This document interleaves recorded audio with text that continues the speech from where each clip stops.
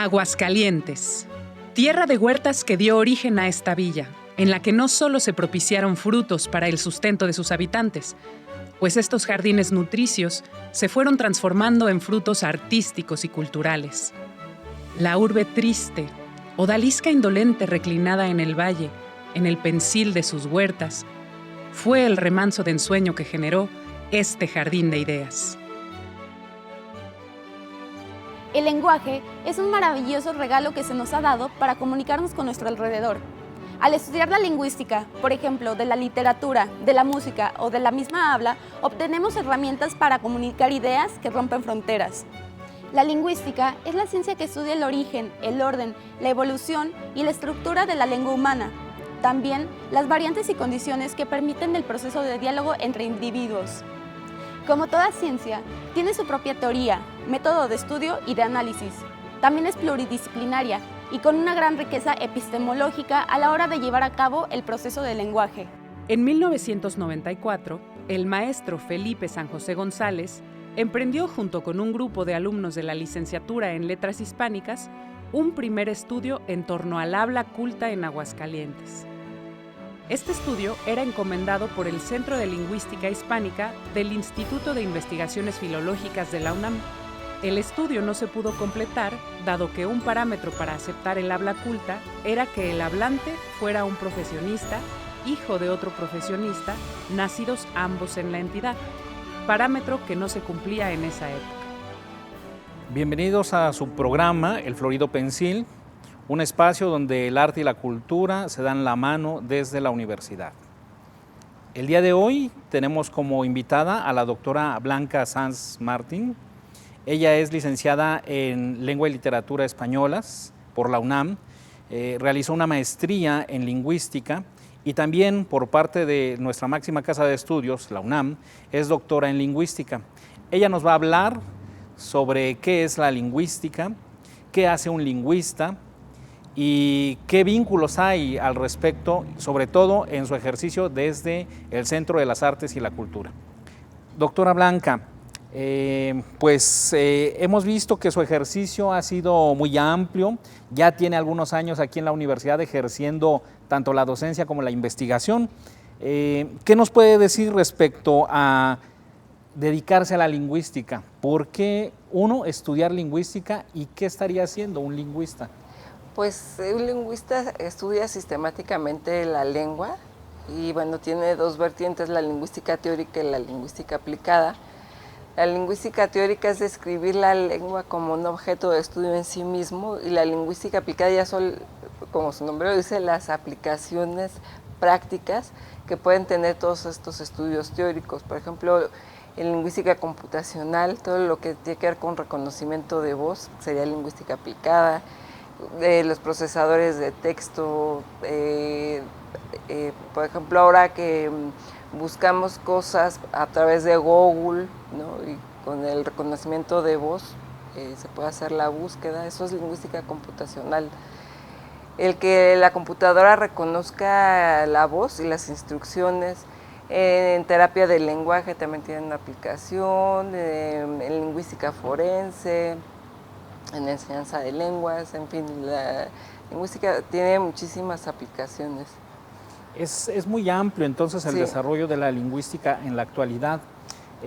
Quiero enfatizar en ese punto porque a veces para mal tenemos la creencia de que se trata de una disciplina muy alejada o que tal vez se trata de un lujo dentro de una universidad, dentro de un país donde hay una diversidad de problemas económicos, políticos, y a veces se desdeñan ciertas carreras del área de humanidades, ciertas disciplinas o desarrollos científicos, y la lingüística es un proceso que parte de la cientificidad. ¿Hay algún futuro para quienes deseen estudiar lingüística? ¿Hay cabida en un país como el nuestro para la lingüística? Sí, por supuesto que sí. Un ámbito muy importante es la investigación. Hay muchísimo todavía por investigar. De hecho, del español no se sabe todavía hay muchísimos fenómenos que no se conocen de una lengua tan estudiada como el español. Y ya no se diga las lenguas indígenas de México.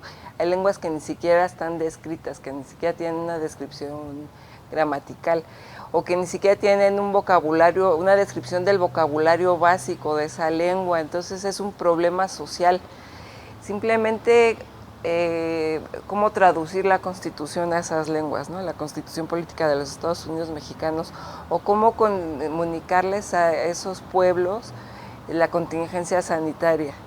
Si no hay esa descripción de esas lenguas, si no hay especialistas que conozcan esas lenguas y que se documenten, y que desgraciadamente muchas están desapareciendo. Hace poco publicó un libro de divulgación entre los muchos artículos especializados que usted también publica, que justamente trata este tema, ¿qué hace un lingüista? Es el título del libro que editó la Universidad Autónoma de Aguascalientes. Y parte de una anécdota que me parece muy reveladora, parte de una charla entre un taxista y supongo que usted, doctora, y ahí se muestra, ¿no?, un poco la visión que tiene tal vez el resto de la población de lo que hace un profesional de este ámbito. Y creemos que muchas veces se tiene una visión donde el lingüista corrige, sanciona la lengua. ¿Qué hay al respecto? ¿Qué pasa con este aspecto? Si se piensa que el lingüista es el que habla bien, el que te dice cómo hablar bien, bueno, eso es la gramática prescriptiva o normativa que tiene su utilidad. Obviamente en el ámbito escolar lo que se enseña es gramática normativa o prescriptiva. Existe una gramática normativa o prescriptiva para que haya un mayor alcance comunicativo. Por ejemplo, en una comunicación, en un artículo científico, pues si utilizaras muchos coloquialismos, pues el alcance comunicativo sería más reducido. Tiene su importancia la gramática normativa, pero un lingüista no es el que prescribe cómo hablar o escribir correctamente, eso lo hace la gramática prescriptiva o normativa. El lingüista es un científico que estudia sistemáticamente la lengua. ¿Y por qué la lingüística es una ciencia? Porque es un conjunto de conocimientos sistematizado que se obtiene a partir de la observación o la experimentación, como cualquier otra ciencia. Entonces, como ciencia, en su carácter científico, la lingüística no prescribe, sino que describe, no establece juicios de valor. Es como si un biólogo, por ejemplo, estigmatizara el comportamiento del león al comerse a la gacela, pues simplemente describe el fenómeno.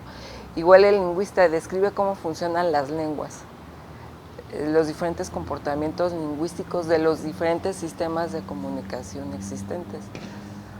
Creo que pesa aún este lema de la Real Academia de la Lengua Española, ¿no? Y prevalece en la población aquello de limpia, fija y da esplendor, que a algunos les causaba un poco de risa, un tanto sorna muchas veces, como si fuera esto un sitio donde se sancionara justamente. Pero es que es la idea de la población muchas veces que queda fijada. Sí. Muy bien que nos haya aclarado esto, porque se trata justamente de observar y reconocer un fenómeno dentro del habla, dentro de la escritura también, ¿no? Y muchas veces la gente no reconoce el carácter científico de la lingüística. También a veces se tiene una idea errónea de lo que es ciencia. Ciencia se suele relacionar con las ciencias naturales, y la charla parodiada con el taxista, oiga, pero ¿por qué va a ser una ciencia si no andan con bata blanca y en el microscopio? Claro. También hay como un desconocimiento de lo que es ciencia, ¿no? También hay un estereotipo, ¿no? De la ciencia y del científico. Sí, las ciencias sociales pues no son ciencias. Okay. Vamos a hacer una pausa en este momento para poder platicar nuevamente con la doctora Blanca Sanz de algunos aspectos más que tiene esta disciplina que ella domina, la lingüística. Regresamos.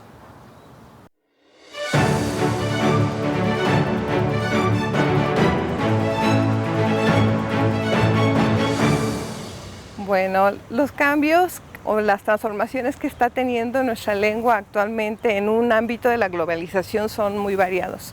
Pero algo que se debe entender sobre las lenguas, en primer lugar, es que todas las lenguas, cualquier lengua que nosotros conozcamos, siempre está en constante cambio, pero de manera imperceptible. Nosotros no podemos visualizar claramente cómo se dan los cambios en las lenguas. Las lenguas son entidades vivas que están en constante transformación en la medida que nuestro mundo también se van transformando. Sin embargo, una lengua es como una cebolla con varias capas, porque hay una capa que tiene que ver con las estructuras internas, la morfología, la sintaxis, que tarda muchísimo en sentir los impactos de los cambios externos. En cambio, son más sensibles las lenguas a los cambios de vocabulario. Entonces, en una era de globalización, pues cada vez tenemos más contactos con nuevo vocabulario, no solamente vocabulario de otras lenguas, por ejemplo, si consideramos, por ejemplo, los nuevos avances tecnológicos, los nuevos inventos, la lengua se va enriqueciendo de nuevo vocabulario. Y también ocurre un fenómeno muy interesante con esto de la globalización. Tenemos 16 normas en el caso del español y cada vez más nosotros notamos en nuestros jóvenes que empiezan a agregar al lenguaje nuevas formas que pertenecen al español, pero no a la norma mexicana. Entonces, en la medida que están en más contacto con estudiantes de otros lugares de Hispanoamérica, van encontrando vocabulario que originalmente no es mexicano, pero que cada vez se escucha más, pero sigue siendo parte de la misma lengua española, solo que no forma de manera tan cotidiana de nuestra norma lingüística, en el caso de México. Y bueno, ahora, muchos de los cambios que se dan en una lengua tardan siglos para que se concreten. Sin embargo, hay cambios que vienen de años anteriores que a partir de la globalización se van como concretando cada vez más, ¿no? Nosotros lo notamos más en el vocabulario, ¿no? Nuevo vocabulario que viene sobre todo de la tecnología, y también préstamos que antes tenían su correlato en español, ¿no? Antes nos corregían mucho, no digas, por ejemplo, show, di espectáculo, pero cada vez más es común encontrar que los jóvenes y también adultos actualmente utilizamos más préstamos, por ejemplo, de la lengua inglesa, que a lo mejor antes lo conteníamos más, ¿no? Porque nos lo corregían en la escuela. Y ahora el avance de los préstamos dentro del vocabulario español es más fuerte, a veces se vuelve una necesidad utilizarlo para poder encontrar mantener la comunicabilidad. Finalmente los cambios lingüísticos, la razón que tienen es mantener nuestra capacidad de comunicación. Si una palabra se vuelve opaca o demasiado formal, muchas veces entorpece la comunicación entre los hablantes. Y entonces muchas veces los cambios a largo plazo pueden ser muy beneficiosos para las lenguas. A nivel normativo,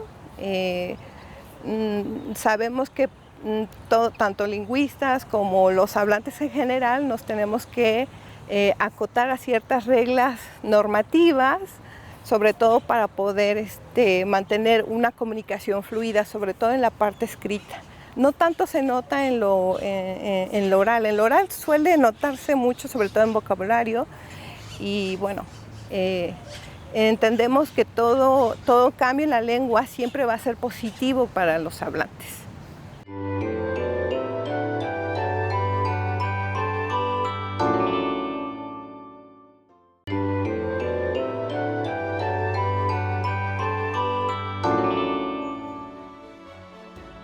La Real Academia Española fue fundada en 1713. El artículo primero de su estatuto dice que esta academia es una institución con personalidad jurídica propia que tiene como misión principal velar porque los cambios que experimenten las lenguas españolas en su constante adaptación a las necesidades de sus hablantes no quiebren la esencial unidad que mantiene en todo el ámbito hispánico. Para alcanzar sus fines, la Real Academia Española estudia e impulsa los estudios sobre la historia y sobre el presente del español, divulga los escritos literarios, especialmente clásicos, y no literarios, que juzgue importantes para el conocimiento de la lengua. Regresamos a su programa El Florido Pensil. Comentábamos con la doctora Blanca sobre esta dicotomía que tenemos muchos hablantes sobre hablar de lo correcto o lo incorrecto en cuanto a lengua se refiere. Pero también hay otro asunto que nos atañe y que debe ser una situación en la cual reflexionemos socialmente. Este asunto de que hablamos de las lenguas indígenas como dialectos y por otra parte que pensamos que estos dialectos son como estratificaciones inferiores dentro de los sistemas lingüísticos. ¿Qué hay al respecto, doctora Blanca, de esto? Sí, de hecho el Diccionario del Español de México, una de las acepciones de dialecto es esa de lengua indígena, pero en realidad un dialecto es una variante de una lengua, entonces todos hablamos un dialecto en realidad, porque la lengua es un sistema abstracto. Entonces cada lengua indígena pues va a tener sus respectivos dialectos, pero dialecto no es sinónimo de lengua indígena.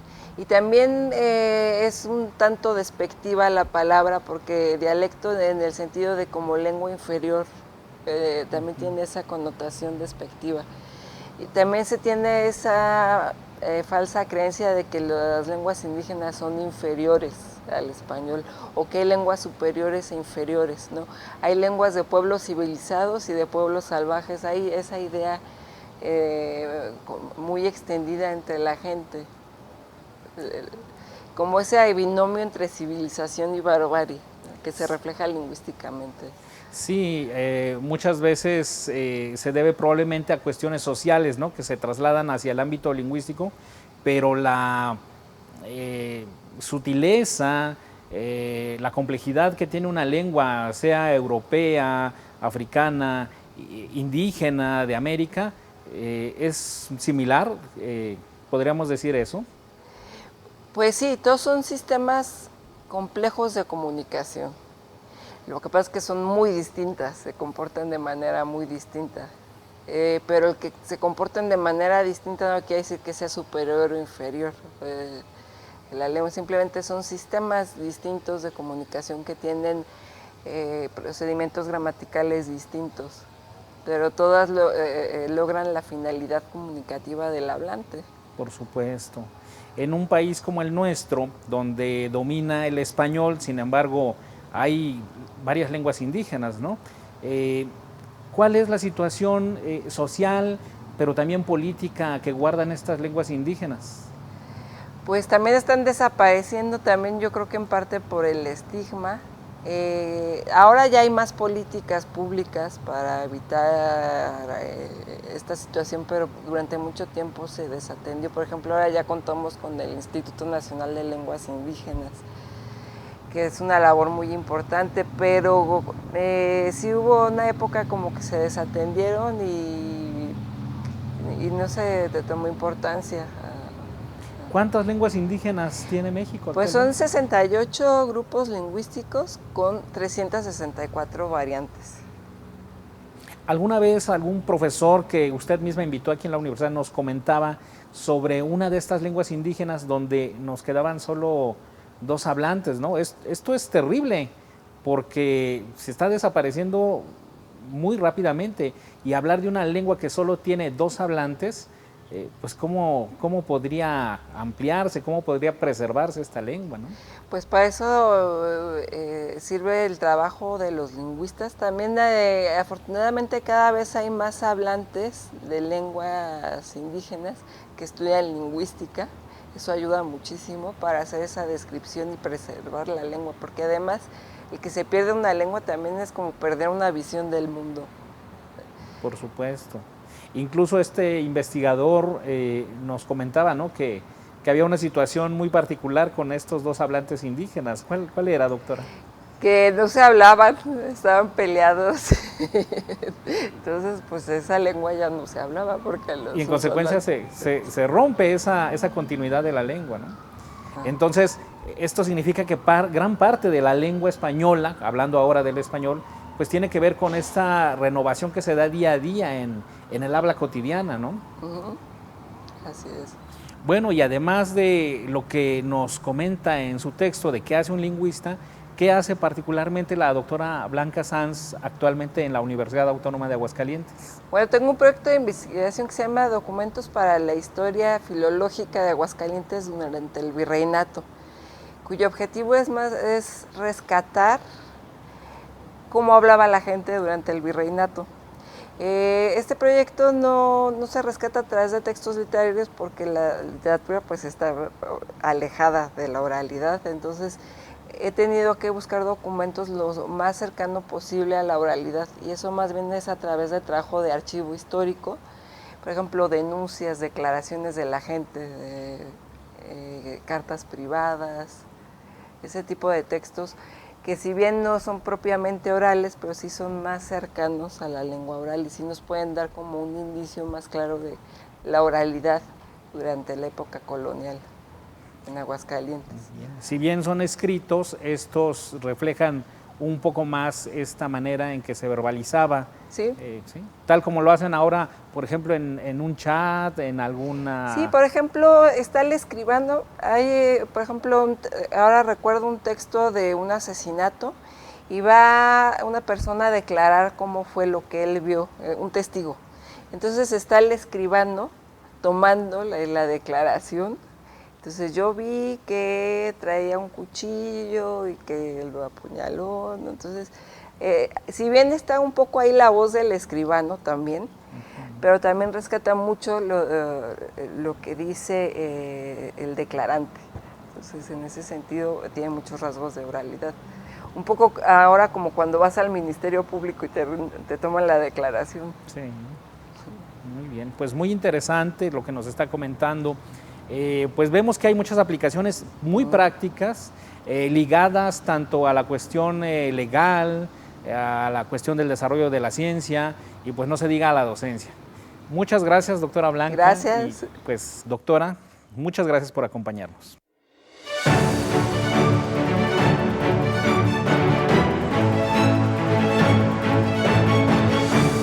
Bueno, las transformaciones que ha tenido nuestra lengua en esta era de la comunicación y la globalización y con tantos cambios tecnológicos, creo que la primera sería, uno de los cambios fuertes es las expresiones de género, ¿no? Todo el lenguaje de género, si bien aún no alcanza a cristalizar en una manera muy específica, muy concreta, sí ya hay esfuerzos muy concretos que hay que ir atendiendo.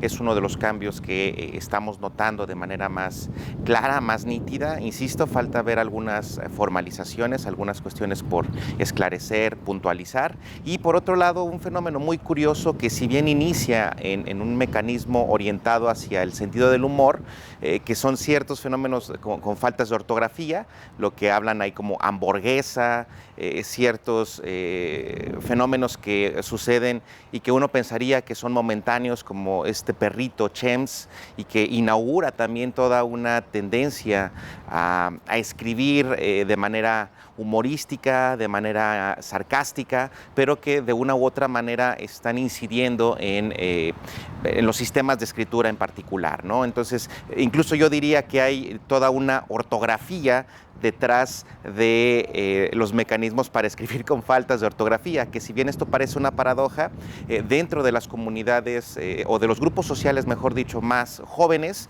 ya hay una tendencia para escribir con faltas de ortografía, pero hay una reglamentación que si bien todavía es tácita, sí es más o menos homogénea, ¿no? Entonces, yo creo que estos dos serían uno de los aspectos importantes a tomar en cuenta, ¿no? El lenguaje de género, la simplificación en cuanto a ciertos fenómenos ortográficos, las faltas de ortografía, claro está, y que evidentemente habrá que atender en los próximos años y estudiarlos, claro está.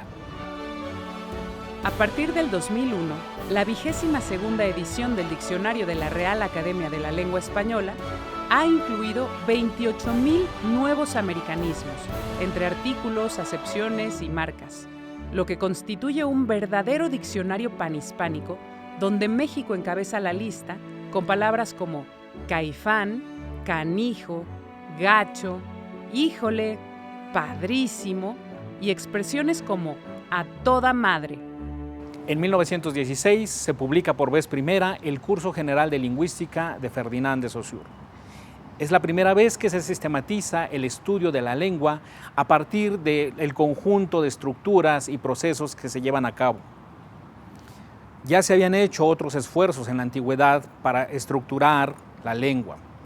En la antigua Grecia nos vamos a encontrar con que Platón en su Cratilo ya nos había hecho reflexionar sobre qué tan arbitraria o qué tan convencional había sido la lengua. Posteriormente, Aristóteles, en su Retórica, nos indica que la lengua es más allá de la referencialidad y que la argumentación y el convencimiento forma parte de las capacidades lingüísticas del hombre. En la India, nos vamos a encontrar con que se hicieron estudios fonológicos para poder pronunciar como se debían los textos sagrados. El estudio de la lengua, la reflexión de esta, es tan importante como la reflexión que la humanidad hace de su propia evolución.